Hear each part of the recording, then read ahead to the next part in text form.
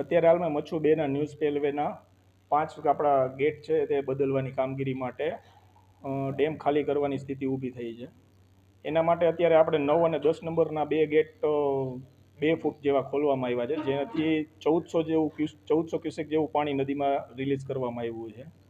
અત્યારે હાલમાં મચ્છુ 2માં 988 MCFT પાણી છે. એમાંથી આપણે અત્યારે હાલમાં 726 MCFT જેવું પાણી રિલીઝ કરવાના છે નદીની અંદર. નીચાણવાળા વિસ્તારની વાત છે તો અત્યારે અમારા બધા સંલગ્ન ડિપાર્ટમેન્ટ, રેવન્યુ, પોલીસ ડિપાર્ટમેન્ટ બધા સાથે મળી અને ઓલરેડી સાઇટ ઉપર છે.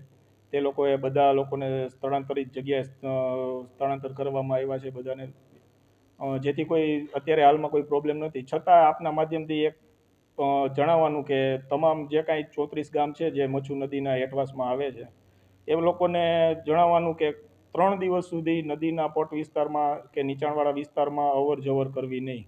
અત્યારે હાલમાં સ્ટાર્ટિંગમાં આપણે 2 ગેટ 2 ફૂટ જે ખોલ્યા છે એમાંથી 1400 ક્યુસેક પાણી રિલીઝ કર્યું છે. એ 1400 ક્યુસેક પાણી મચ્છુ 3માં થઈ અને ટેલ સુધી આપણે માળિયા સુધી પહોંચી જાય પછી જે જરૂરિયાત મુજબનું પાણી રિલીઝ કરવામાં આવશે.